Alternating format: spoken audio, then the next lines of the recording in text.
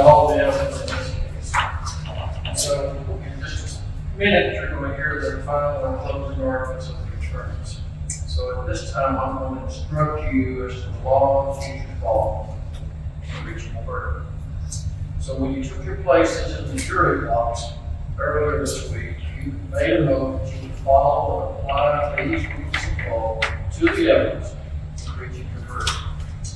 It is therefore your duty as jurors to follow the rule of law which I shall now explain to you. And you're not to be concerned about the wisdom of any rule of law, regardless of any opinion that you have as to what the law ought to be. You would be violating your sworn oath if you base your verdict upon any other view of law except those given to these instructions. Now you're not to single out any one instruction alone as stated in the law. You must consider these instructions as a whole. Now, it is your exclusive duty to determine the facts in this case, to consider and weigh the evidence for that purpose. This authority is not an arbitrary power, but must be exercised with sincere judgment, sound discretion, and in accordance with the rules of law stated to you by the court. Now, both the state of Mississippi and the defendant in this case have a right to expect that you will conscientiously consider and weigh the evidence. It's your duty to determine the facts and to determine them from the evidence that's been produced here on the court. You are to apply the law to the facts and in this way decide the case. And you should not be influenced by bias, sympathy, or prejudice. Your verdict should be based upon the evidence and not on speculation, guesswork, or conjecture.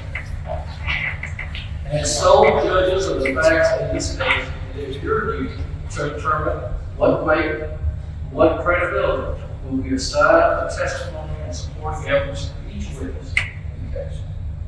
You are required and expected to use your good common sense, sound, honest judgment in considering and weighing the testimony of each witness who is testified here during this week. So the evidence which you are to consider consists of the testimony and statements of the witnesses and the exhibits that have been offered and received. You are permitted to draw such reasonable inferences from the evidence as seem justified in light of your own experience. Now, arguments, statements, and remarks of counsel are intended to help you understand the evidence and apply the law. But the remarks of the attorneys are not evidence.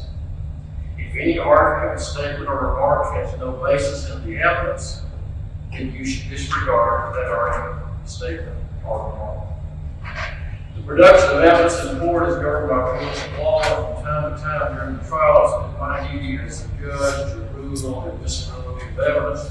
You're not to be concerned by those rules of law, and you should not infer any rulings by the court that the court has any opinion on the merits of this case, favoring one side or the other. If there are any cases, questions for which I have sustained objection, you should not speculate as to the possible answers to those questions. And you should not draw any inference just from the question alone.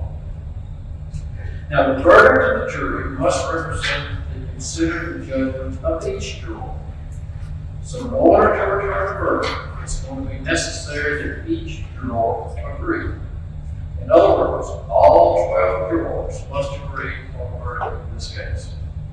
It is your duty as jurors to consult one another and to deliberate in view of reaching an agreement if you can do so without harm to your individual judgment. In stating the law to you, if I repeat any rule, direction, or idea, or if I state the same in varying ways, no emphasis is intended, you should not draw any inference therefrom.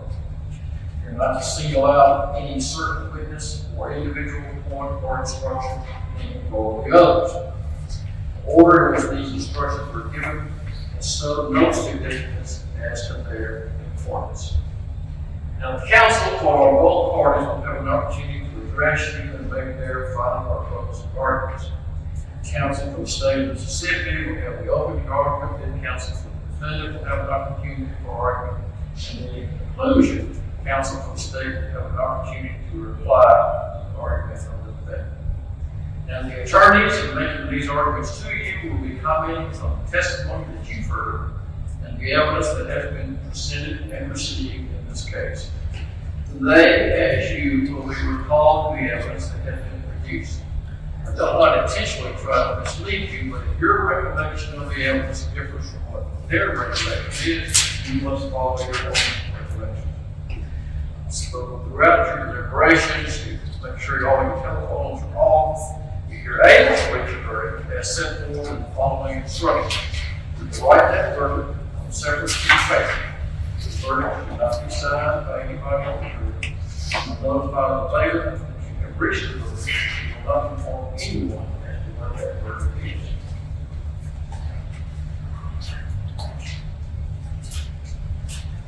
The law presumes that every person charged with the commission of a crime will be innocent. So this presumption places upon the state the burden of proving the defendant guilty of every material element of the crime with which she is charged. Before you can return a verdict of guilty, the state must prove to your satisfaction beyond a reasonable doubt that the defendant is guilty. The defendant is not required to prove her innocence.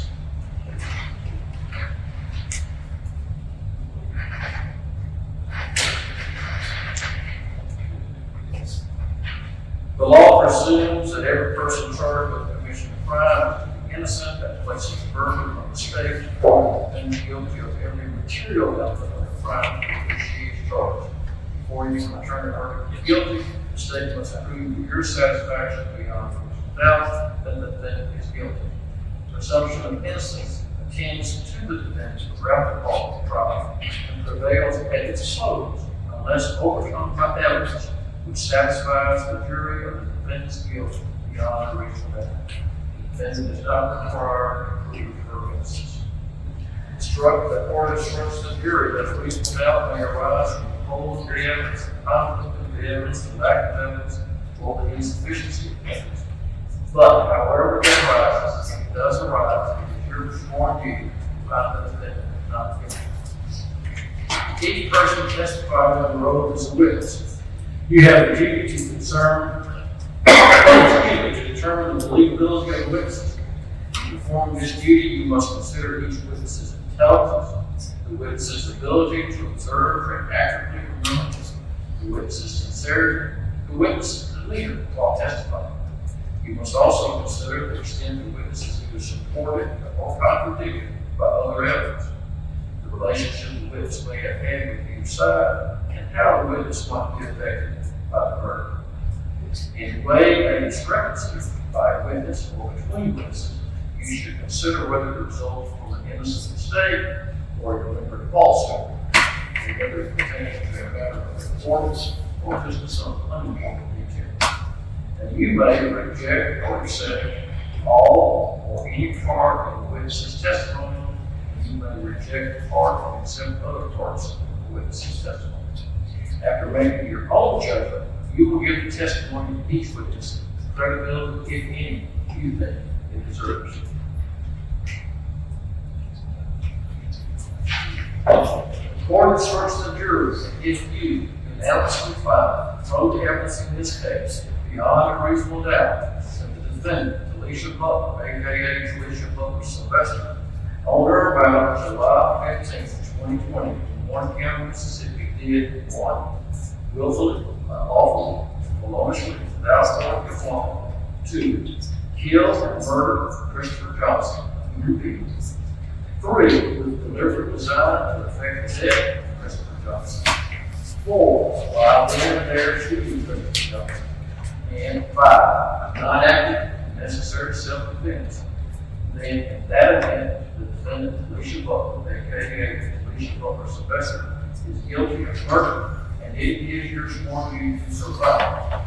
Or further instructs the jury that if the state fails to prove any of the above elements beyond a reasonable doubt, then in that event you must find the defendant, Talisha Butler, aka Talisha Butler Sylvester, not guilty of deliberate design to murder. The court instructs the jury that deliberate design, as used in these instructions, means an intent to kill without authority of law and not being legally justifiable or legally excusable. Deliberate also indicates a full awareness of what one is doing and generally implies careful and unhurried consideration of the consequences. Design means to calculate, plan, or contemplate. Deliberate design to kill a person may be formed very quickly, and perhaps only moments before the act of killing the person. However, a deliberate design cannot be formed in the very moment of the fatal act. The court instructs the jury that to make homicide justifiable on the grounds of self-defense, the danger to the defendant must be actual, present, and urgent, or the defendant must have reasonable grounds to apprehend a design on the part of the victim to kill her or to do her great bodily harm. And in addition to this, she must have reasonable grounds to apprehend that there is imminent danger of such a design being accomplished. It is for the jury to determine the reasonableness of the ground on which the defendant acts. If the jury finds from the evidence that Christopher Johnson posed an actual present danger to kill Talisha Butler or to do her great bodily harm, then the jury shall find that Talisha Butler acted in self-defense and find Talisha Butler not guilty. The court instructs the jury that a person may not use more force than reasonably appears necessary to save her life or to protect herself from great bodily harm. The question of whether she was justified in using the weapon is for determination by the jury. The law tolerates no justification and accepts no excuse for an assault with a deadly weapon on the pleas of self-defense, except that the assault by the defendant on the victim was necessary or apparently so to protect the defendant's own life or his person from great bodily injury, and there was immediate danger of such design being accomplished. The danger to life or to great personal injury must be, or reasonably appear to be, imminent, present at the time the defendant commits the assault with a deadly weapon. The term apparent is used in apparent danger, meaning such an overt, actual demonstration by conduct and acts that are designed to take life or to do some great personal injury, as to make the use of a weapon necessary for self-preservation or to escape some great bodily harm. If you, the jury, unanimously find that the defendant acted in self-defense, then it is your small duty to return the verdict in favor of the defendant. The court instructs the jury that if you find that the state has failed to prove any one or more of the elements of the crimes of murder, you must find the defendant not guilty of that charge. You may then proceed with your deliberations to decide whether the state has proven beyond reasonable doubt all the elements of the lesser crime, heat of passion, and manslaughter. If you find from the evidence beyond reasonable doubt that one, on or about July 15, 2020, in Warren County, Mississippi, 2, Talisha Butler, aka Talisha Butler Sylvester, did kill Christopher Johnson, a human being. 3, that Talisha Butler, aka Talisha Butler Sylvester, did kill Christopher Johnson without malice in the heat of passion by the use of a dangerous weapon without authority of law and not in necessary self-defense. Then you shall find the defendant guilty of manslaughter. If the state has failed to prove any one or more of the above without, then you must find Talisha Butler, aka Talisha Butler Sylvester, not guilty of heat of passion and manslaughter. Heat of passion, as used in these instructions, is a state of violent, uncontrollable rage engendered by a blow or certain other provocation given, which will reduce a homicide from the grade of murder to that of manslaughter. Passion or anger suddenly aroused at the time by some immediate and reasonable provocation, by words or acts of one at a time. The term includes an emotional state of mind characterized by anger, rage, hatred, furious resentment, or terror. The court instructs you that words alone and disagreements alone are not enough to invoke the passion required for the defense of heat of passion manslaughter.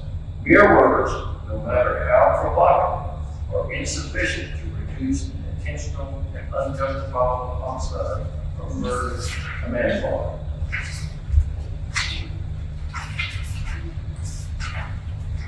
Your verdict shall be written on a separate sheet of paper. It need not be signed by your foreman or any other member of the jury. If you find the defendant, Talisha Butler, aka Talisha Butler Sylvester, guilty of deliberate design murder, your verdict should be in the following form. Quote, we, the jury, find the defendant, Talisha Butler, aka Talisha Butler Sylvester, guilty of deliberate design murder. End quote. If you find the defendant, Talisha Butler, aka Talisha Butler Sylvester, guilty of a lesser included offense of heat of passion manslaughter, then your verdict should be in the following form. Quote, we, the jury, find the defendant, Talisha Butler, aka Talisha Butler Sylvester, guilty of heat of passion manslaughter. End quote. If you find the defendant not guilty of either murder or manslaughter, then your verdict should be in the following form. Quote, we, the jury, find the defendant, Talisha Butler, aka Talisha Butler Sylvester, not guilty. Be sure that your verdict is in one of the forms set forth above.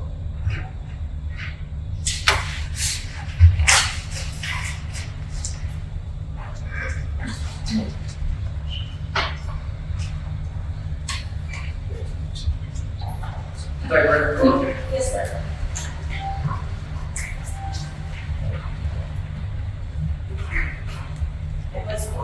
Yes, ma'am. Morning, everyone. So I'm just gonna kind of do an overview of what we've heard since Monday for you guys. I know it's been a couple of days, so as I told you at opening, we would prove to you that Talisha Butler murdered Christopher Johnson. The first witness that you heard from was Matt Barnes from BPD. That was pretty simple testimony. He was the first to arrive on the scene. He indicated that he found Christopher Johnson deceased. He was dispatched with reference to the shooting, arrived on the scene. Found Christopher Johnson deceased, no vital signs, and a large pool of blood. And he secured the scene for crime scene investigator Curtis Judge. Curtis Judge then arrived. Noticed the gray car and the body.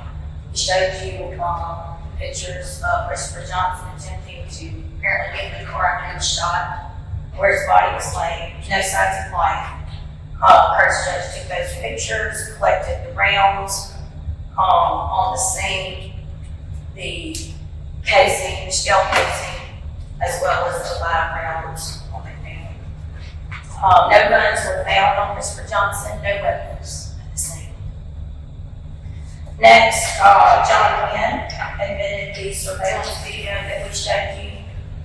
There were two, one from Boston Fish Supreme and cell phones. I know that, looking at them far away on this television, it may be kind of hard to see, but if you really look and they're in the evidence, you can see what happened that day. You can see where Talisha Butler and her friends are there in her red car. You can see Christopher Johnson pull up. You can see Brianna's sister come out of the house of hair while Christopher Johnson is standing by his car.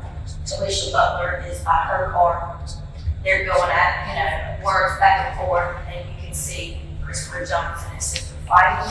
You can see him get shot and try to leave. Tillman Clifton testified as the lead investigator on the case. I think one of the things, he took statements from different witnesses. They determined that there was the witness from Boston Fish Supreme, and who was with Talisha Butler that day, and took a statement from her as well. We played that statement for you, and that is also in evidence. And I want you to kind of remember what she said then and what she testified to today. Her statement then was that she was there at the parking lot behind Boston Fish, and Christopher came up to a car and was threatening her, and she rolled up the window, and then his sister came out, and they were fighting, and then he charged her, and she went back to the car to get her gun. The clip fell out, and then she ultimately shot him because he was coming at her. Just kind of remember that, and then compare it to her testimony as well. The crime lab, Philip Bridges, that was interesting testimony about just comparing let me go back. Dylan Clifton also took statements from the witnesses, Aldrich Sykes and Breonna Johnson. Aldrich Sykes led Dylan Clifton to the gun that was hidden in his house. Talisha Butler admitted that they fled the scene, hid the gun, and I think she even made up a different Breonna that had the gun. So they compared the firearm to the casings on, and that was in fact the murder weapon. I think that's pretty much undisputed. Abdulaziz Abdullah, we heard from him. He indicated that the girl was in the red car, that the boy pulls up in the red car, and they were talking too much. Girl gets out, she has a gun. And then he sees another girl come out and there was fighting. He heard a gunshot and he went back inside. Important thing to remember about his testimony is that he did confirm that when Talisha Butler first got out of the car, she had the weapon in her hand. Aldrich Sykes, that is Talisha's godbrother, I believe. He testified, and he said that they were kind of hanging out for the day. They picked him up from work, planning to have drinks and go to the boat. They needed to go to the House of Hair so Breonna could get her hair lined up. While they were waiting for Breonna, Christopher Johnson pulls up. He said they all got out of the car. It was hollering and waiting. He said at that moment, Talisha had her gun in her hand when she got out of the car. They were exchanging words back and forth, and Breonna comes out, and they started fighting. The brother and sister physically fighting. Bryce indicated he tried to break up the fight, and during this moment, he said the clip fell out of the gun, and then Talisha shot him. While Christopher and Breonna were still physically touching in a fight, Bryce was over there as well. Then he said that they fled, and he just said the reason they went to his house was not to hide the gun, but because he had warrants. So they were going initially to drop him off, and then Talisha was going to turn herself in. But what actually happened, they went to get the gun, and then they all went to the police station. So he went, so that after they dropped off the gun, they went to the police station. He also indicated that he knew that Christopher Johnson pulled up, quote, he was there for drama. For drama, that's what he said, for drama. That he was constantly harassed, the Talisha, going back and forth. He said they gave it back and forth. And he also said that Christopher Johnson didn't have a gun or any weapon, and also said that it was known that he did not carry a weapon, that he didn't have a gun. Breonna Johnson, Christopher Johnson's sister, testified briefly. She said that they had been texting while she was in the chair getting her hair done. You saw the text message, he's like, I'm coming, and she's like, basically, come on, I'm not worried about you. And he ultimately did show up. There was no mention of Talisha Butler in those texts. He was talking to his sister. He was upset with his sister. He pulls up, and Talisha Butler's there. He gets out, she gets out with the gun. So Breonna comes out, says they were fighting, and All she knows is that he got shot.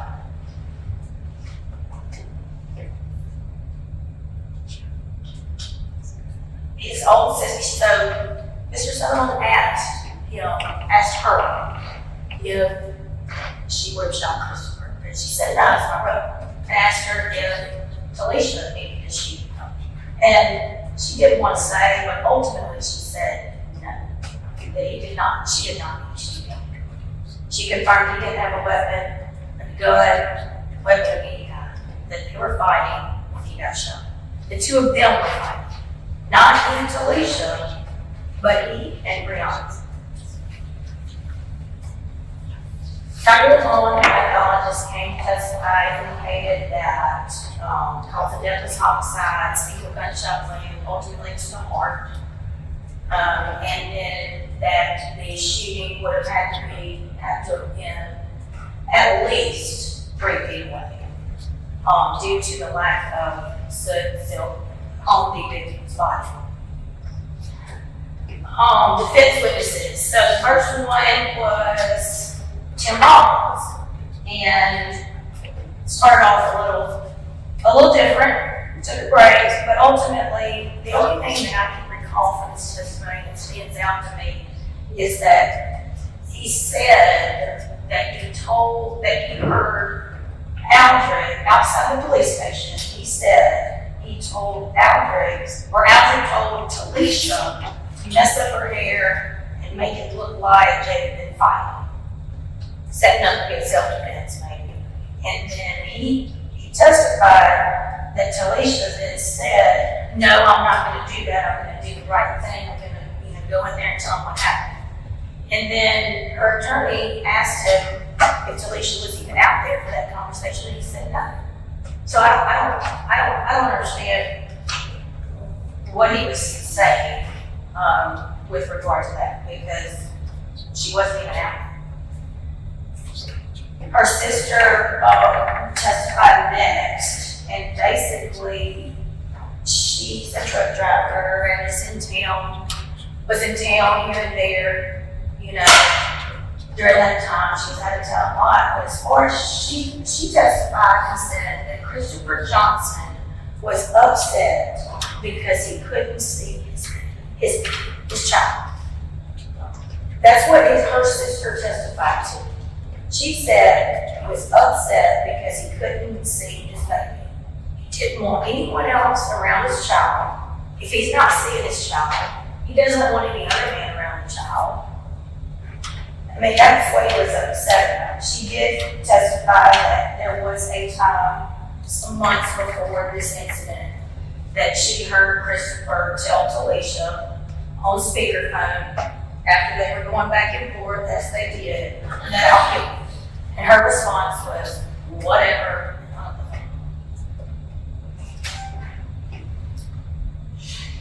Her mama testified next.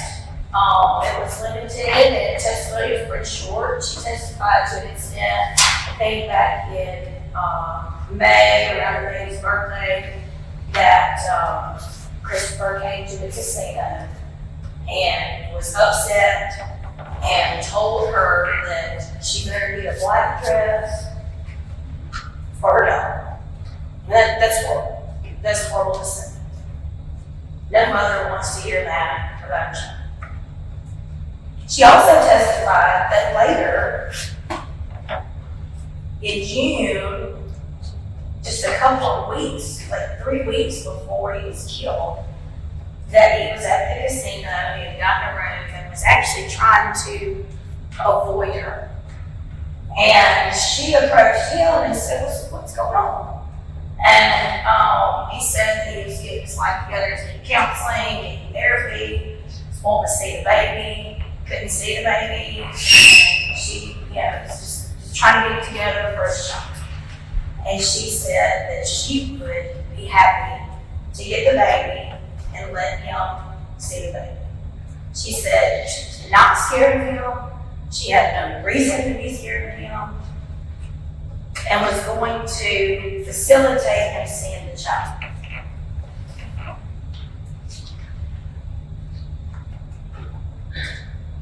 Next, we get to Talisha Butler's testimony. I don't even know where to begin. I mean, it's just lies. Just lies. So she started dating him back in 2009. He went to prison, and they got back together. So obviously, those convictions did not bother her. And she said that. She said, I wasn't worried about that. So they had a relationship, and she testified it was back and forth. They were always fighting, had a baby, broke up, got back together, still fighting. And she testified that he just couldn't leave her alone. Just wouldn't leave her alone. And she went, and I think there's a lot of emphasis on the protective orders. As we cleared up the protective order pattern and situation, she admitted that she was in violation of those orders, and the judge ordered visitation for Christopher Johnson the final year. That last protection order that was in place when he was killed was for both of them. The only reason that it changed, testimony indicated she admitted, was because she had contacted him first, and he was responding. And she had gone to his grandmother's house, but she said that it was, because of, she went over there one time to try to let him see the baby, and then the other time was that she called to make sure he wasn't there to ask his grandmother for rent. And that was not the testimony at the protective order here.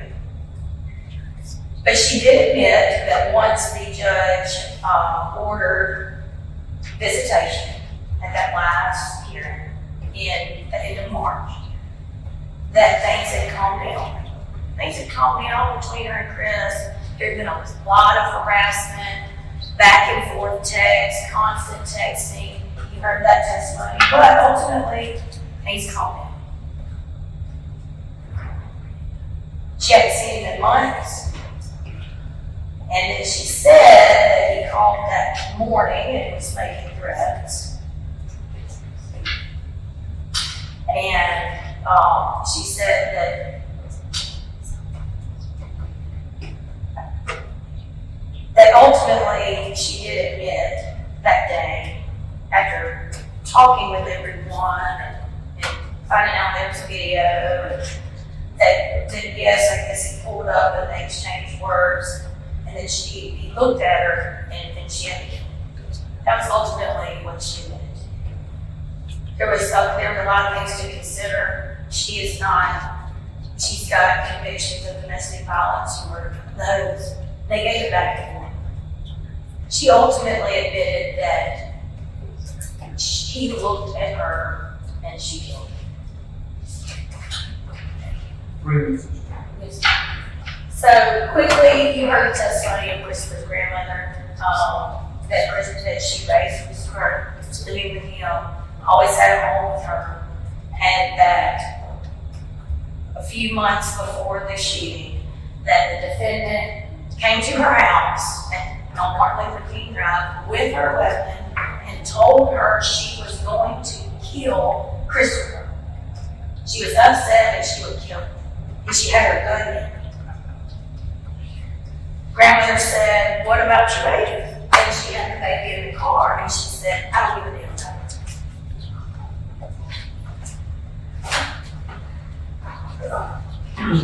Going for the fence.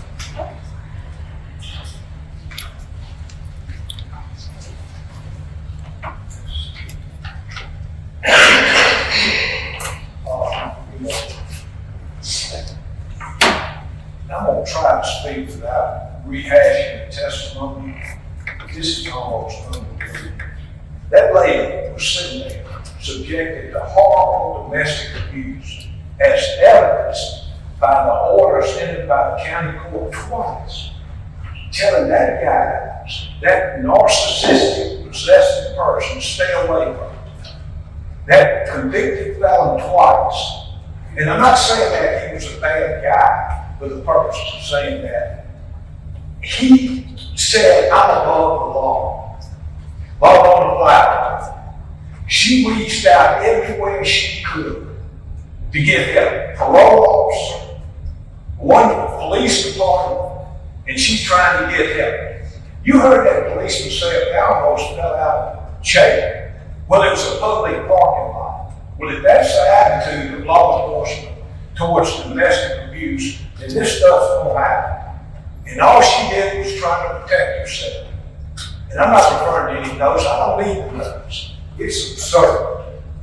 Look at that lady. Is she a killer? She reached out to try to get some help. She tried to get some help. I'm not faulting the system. It's hard to do that. But the ultimate outcome was she had to arm herself. She arms herself to protect herself from this idiot, is all I can say, that won't let her go. Now, if that wouldn't happen, with all the evidence they presented here today, in a few days, they would have showed, well, here she is, mad at him because who he's dating. Here she is, mad at him because he left her. That wasn't what happened. It's a horrible domestic abuse situation. You can sit here and say, when she gets scared, she turns herself in to the police department. She shouldn't say something different about a gun, but things like that happen. You're scared half to death. You just gunned down and abused him. Gunned him down in self-defense, not in retaliation, not in anger, not in, I want to get even with you. He shows up in the parking lot. You think he was a man of domestic abuse orders? He comes barreling in there. One policeman said, oh, it was slow. You look at the video, he's flying down the road, and he ain't looking to talk about it. He can't see his kid. He's getting in there to talk to his sister about hanging around the girl he can't get over. That's exactly what happened. She gets out of the car. This nut looks at her with that look in his eye, and she shoots him because she don't know what he's going to do next. As evidence by 2 restraining orders. And we will find her guilty of murder. I'm not even looking at the notes. They don't matter anymore. It's absurd. It's absolutely absurd. She does what she can to try to reach out and get some help in a situation. I'm not faulting the system. But she ultimately had to arm herself to stop this nut from attacking. And whether he's in the car, just beat up his own sister. And now they're asking you to find her guilty of murder. I mean, I'm losing. It's just absurd. Okay, you heard her testimony. That guy violated actually, where he was ex parte, which means you go in there and you talk about how bad it is. That was a judge, county court judge, issued those orders at the hearing. He then has an opportunity to come in there and tell his side of the story. Hearing that twice, they say, no, you stay away from her. I'm not talking to the DA's office, they just prosecute cases, but he sits up there saying she's under protective order. They do that all the time. Both of y'all leave each other alone. That's said all the time, but the petitioner was hurt. This guy poses a real danger to me. They accepted that in February and March. She arms herself, stays away from him as best she can. They can say, well, I couldn't see my kid. You think he was fighting with his sister because he couldn't see his kid? What did she have to do with not seeing his kid? Brianna. He's out there for one purpose, that's to terrorize this group of people who were there just there. And that policeman's going to say, well, it's a public place. Well, if law enforcement has that attitude, then this domestic violence will keep on. It ain't it is a public place. What's he doing there? What's he doing there? I mean, this really is upsetting. Now he's dead. He's shot. He wouldn't be dead if he'd obeyed the court orders and stayed away. Now, from his grave, she's going to be trying to convict her of killing this nut. I mean, seriously. And I'm not trying to rehash the testimony, you heard it all. And believe me, if there was any pretense of her following him, that DA's office got all the access to everything and no evidence of her following. His grandmother testified. She didn't even know the situation. She says, well, he should have called the cops. She called the cops numerous times. I'm not faulting law enforcement in that way because it's hard to settle these situations. She had reached a stage where the only option she had was to own a gun. She, not a skilled killer or a skilled gun, she drops the clip falling all over the place. Brianna's out there in a brawl with this nut. They have a fight out there in the parking lot. I mean, seriously. And now she's going to be charged with murder by a guy who's violating protective orders, who told her I'm above the law. You know, he didn't have a nice conversation with Brianna and move on to her. That ain't what happened out there. Look at the video. Then they talk about, I won't point this out. You look at the video, look at that Sullivan's video, see if you don't see me walking back and forth to the car. It's over in the background. I can argue all the way out, but I did see you walking back and forth to the car. So then she shoots somebody, scared half to death, and leaves. But then calls and said, you know, you saw on the witness stand crying. She ain't no lady incensed by jealousy like that nut she shot. She's not incensed by jealousy. She's trying to get away from the guy. That's what upsets me so bad about this whole case. She's trying to get away from him. He won't let her. Shows up in the parking lot and she shoots him when he eyeballs her. What is she going to do? Wait till he grabs her? And then she's going to end up with a broken face in and domestic abuse situation. The judge in county court told her, stay away from this man. You stay, not her, you stay away from her. And I want you to understand that. Then she comes to the court defending herself from murder and incredibly asked her that she smoked dope last night. I mean, I couldn't believe it. I mean, that was asked of her on the witness stand. I mean, she's still being stalked out in the world. She wants freedom from the guy. She's not a killer. She's not a manslaughter, so to speak. It wasn't heat of passion. Her passion was to get away from this guy, whatever you want to call him. Was trying to get away from him, not to have contact with him. He considered himself above the law. Obviously, I'm not saying look at his history, but he had took an armed robbery and a robbery. Totally violating the restraining order. Totally violating. And then use that common ploy that abusers say, well, I'm not trying to check on you, I'm worried about the kid. Will you explain to me what his fight with Brianna had to do with his kid? That ain't got nothing to do with anything. That has nothing to do with anything involving his kid. It was solely motivated by a possessive spirit that he wouldn't let her go. And he did. And she didn't kill him out of revenge. She killed him because she was wanting to get away from him and he eyeballed her at that very moment. Now I hate to say this. It's vigilante justice and what? She was scared. She was scared. She don't need to be prosecuted for murder. In my mind, she's a medal for standing up to this goofball, sitting there, putting all this bias on her. I'm going to burn your car. Do this to you. She didn't do it in retaliation. She did it because he looked at her. Why was she shooting one time? Why was she shooting one time? She wasn't dead. She shot him 10 times. She shoots him one time to stop an aggressive act created in her mind by his behavior. And the county court judge agreed with it and said, you're ordered to stay away from her. Now, I emphasize to you, they twisted around and back and forth. You know, it ain't like we're going to, what movie we going to see? I don't want to go see it. No, this is going going by somebody's house and I'm gonna kill you. I'm gonna kill you. I'm gonna take care of you. It ain't if we're arguing about what restaurant we're gonna eat in, go back and forth, jive. That wasn't what was going on. It was a horrible, abusive, terrible situation. And he ends up dead because of his own actions in leading to it. Now she's up here charged with murder. I mean, it's almost disheartening. Now, y'all 12 sit there. It's extremely important.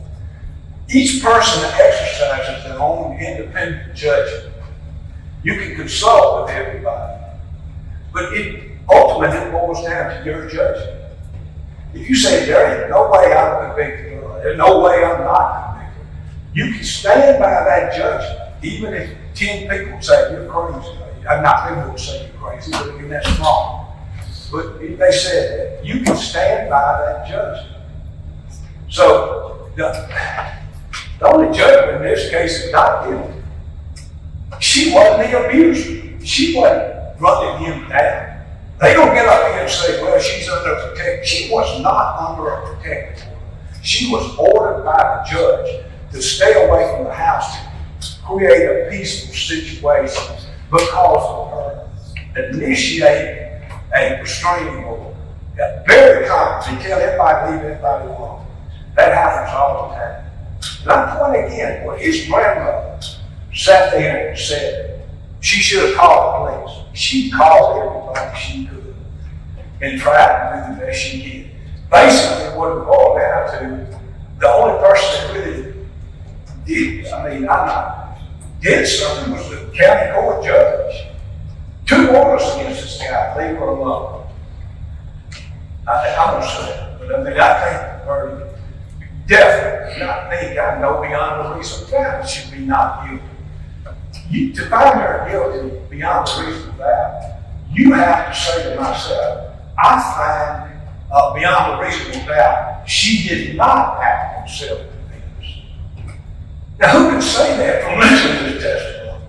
Beyond a reasonable doubt, I find she did not act in self-defense. That's impossible. Here it is with what he had been doing. They're going to portray it again as just a little circle battle between the couples fighting. It's way more than that when you get these domestic violence situations. As that county court judge knew when she issued those orders. It wasn't, let's go to the movie, I promise you. So I ask you, please find her not guilty. Not out of sympathy, she's not guilty. She acted in justifiable self-defense. That's all.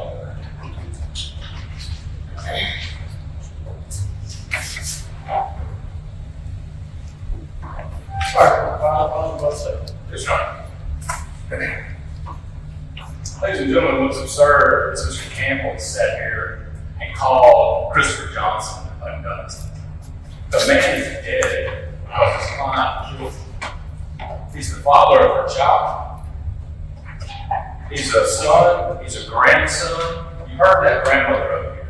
And he kept saying the same thing to her. She said, I would appreciate you calling him Christopher Johnson or my grandson. This is a tough case. A lot of parts. This is a really tough case. And I spoke to y'all the other day about sympathy. And I said, you're taking an oath to set aside any sympathy you may have for Christopher Johnson and for Talisha Butler. And you're only judging the evidence.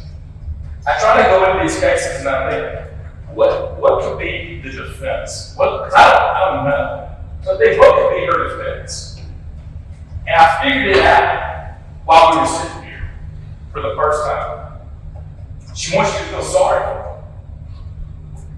That's all it is. They introduced Christopher Johnson's, they want him to look like this horrible human being, and that she's just this victim of violent domestic abuse, as Mr. Campbell just said. So they introduced a conviction from 2003, a robbery. A conviction of 2011 of robbery from Christopher Johnson. What's the purpose of that? What in the world does that have to do with anything at all? Because as soon as they did that, in fact, it comes back to care about that at all? He said, no. I said, did that make you scared of Christopher Johnson? Did those convictions that he had when he was a child later make you so fearful of Christopher Johnson? He said, no, they loved him. What was the purpose of that? The only purpose of doing that is to make you not like Christopher Johnson. To make you think he's this horrible, violent individual. That's it. And they talk about these restraining orders, and I showed you yesterday. There is no evidence, zero evidence at all, that Christopher Johnson ever violated a restraining order. The first one was the one she gives without going to court. The second one is the actual order that's entered, ordering Christopher Johnson to stay away. And she did accuse him of violating the order, so they went back to court March the 30th. That's the second order they're talking about. And lo and behold, when they get to court, and she admitted it, Christopher Johnson was messaging her. But he thought he was messaging her boyfriend, who instigated contact with him. She has a man texting Christopher Johnson about their baby, and he's going off thinking he's talking to him, and lo and behold, it's her. He didn't violate the order. Judge didn't put him in jail for violating the protective order, which is what would have happened. He didn't violate the order. They realized she's instigating contact with him, and she admitted it yesterday. You also heard that grandmother said she came to my house in March with a gun, threatening to kill Christopher Johnson. And I said, you don't want to do that, what about your baby? So Judge listens to that testimony at that hearing. Believes grandmother, obviously, because as Mr. Campbell said, the petitioner, she's the petitioner, then does a new protective order, not holding Christopher Johnson in contempt, not saying Christopher Johnson's been harassing the hell out of her like they want you to believe, but ordering the petitioner. This is the only change in the order. Petitioner not to go to 1919 Martin Luther King Drive. That's Christopher's house. That's the only change. If Christopher Johnson was sitting there harassing her, threatening her, calling her like they want you to believe, Christopher Johnson would have been in jail. And y'all know that. Everyone knows that. He talks about a victim of violent domestic abuse. I did not hear one single piece of evidence that Christopher Johnson ever put a hand on at all. None of it. None of that was there. It's just words. It's just what they're saying. They want you to hate Christopher Johnson and believe her. That's all it is. Zero. He burned my car. No proof. He was on parole. He was on probation. I even asked her, I said, do you know how easy it is to send a man on probation back to prison? All it takes is an accusation or a little bit of evidence. He said he called a parole officer. Then why is he still out? Because there's no evidence he ever did anything. You've heard every one of their witnesses. And all the other witnesses say, Christopher, in fact, her sister's boyfriend, Timothy, said they were not saints. They were not saints. Christopher and Talisha gave back and forth. It was a horrible relationship. We all agree with that. There's no evidence that man did anything violent to her ever. Did he talk horrible? Absolutely. His words were horrible. But his words do not rise to the level where he deserved to die. Mr. Campbell doesn't want to rehash the testimony like he said. There's a reason for that. Because his client lied. She lied the day she killed him, and she lied on the stand yesterday. Of course he doesn't want to rehash the testimony. The only thing he wants to do is get up here and keep bashing Christopher Johnson. That's the only defense. You hate Christopher, you let her go. Because the law is clear. And he talks about self-defense. In order for it to be self-defense, instructions that the judge has given y'all say the danger to life or great personal injury or reason must be or reasonably appear to be imminent and present at the time the defendant commits the assault with a deadly weapon. That means in order for it to be self-defense, Christopher Johnson would have had to pose an immediate danger to her life at the time she killed him.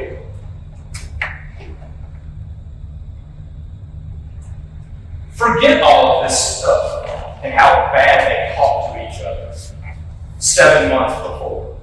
Forget that he had a robbery conviction in 2003. It's irrelevant. At the time she took the gun and shot him dead center in the chest, was she justified in doing so?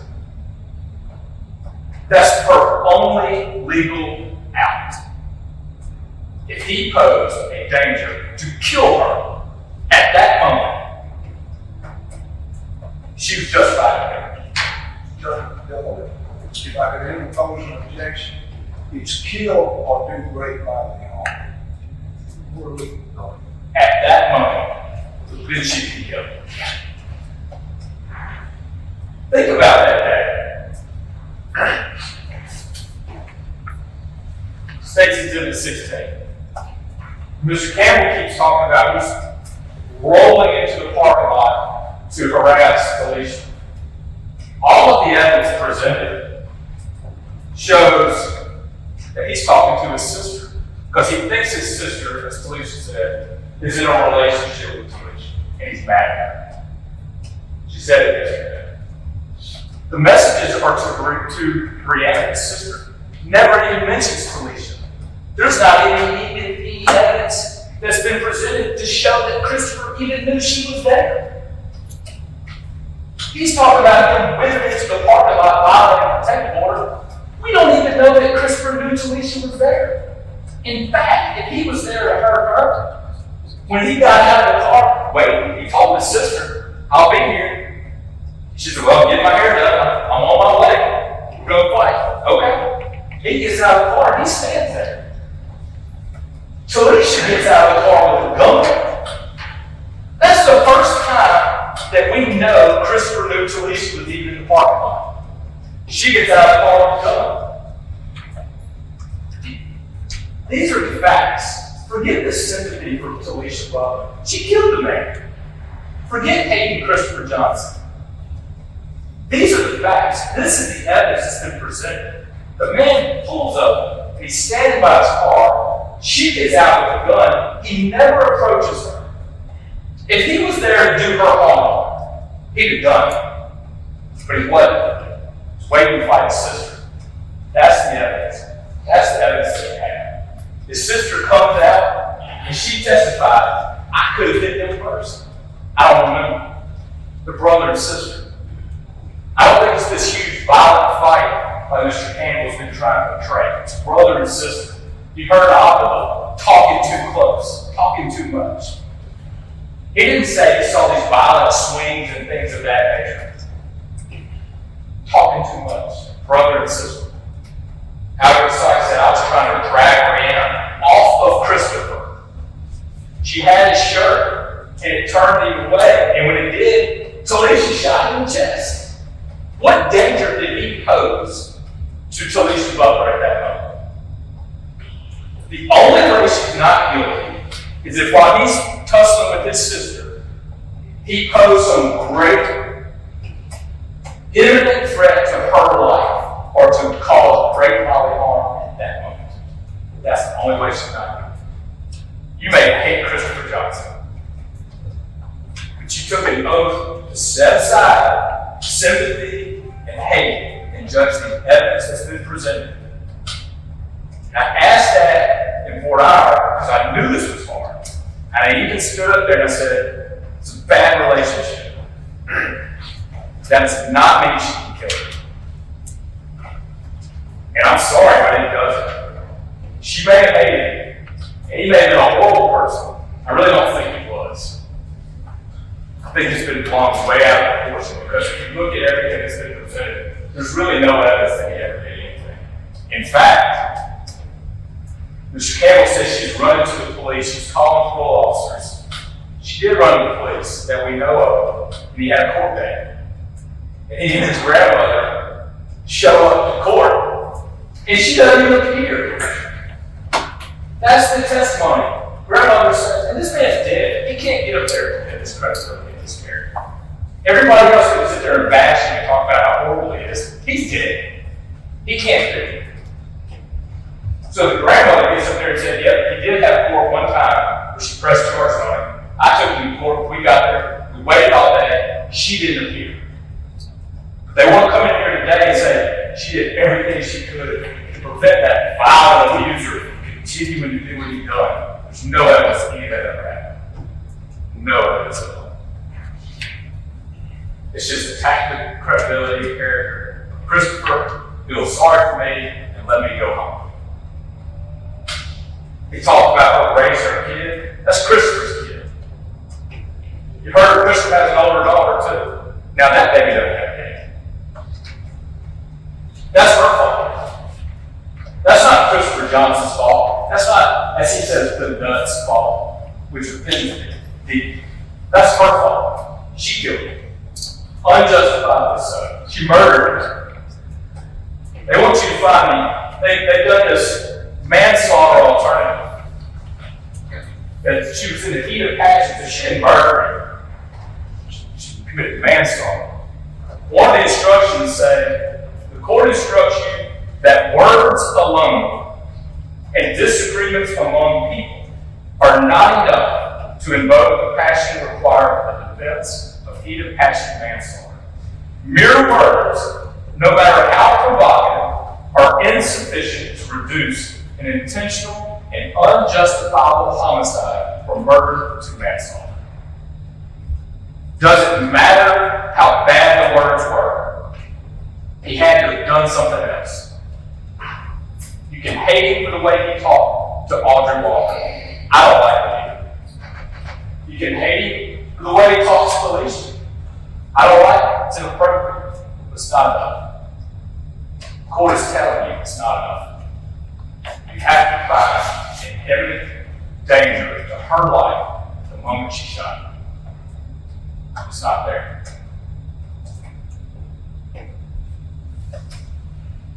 Talisha shot that man. She hit the gun. She fled the scene. This is self-defense. She flees the scene, hides the gun, turns herself in, lies. Says Christopher threatened me at the door. Says all of these things because she didn't know it was going to be him.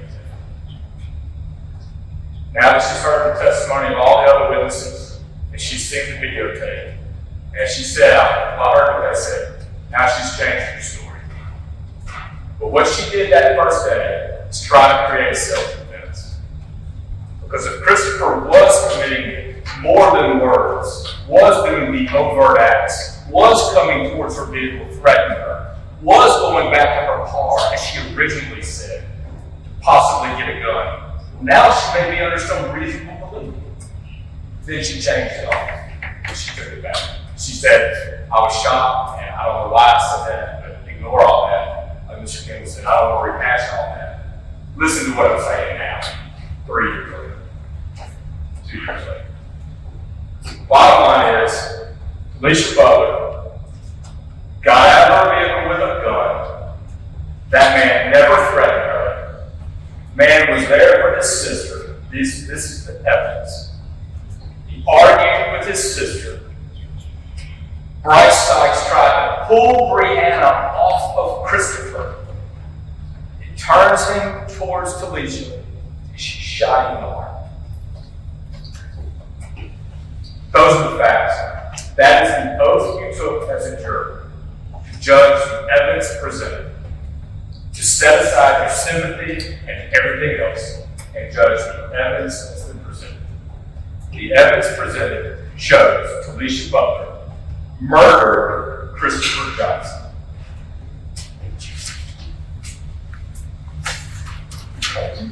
All right, so that was the jury accepted of the offer.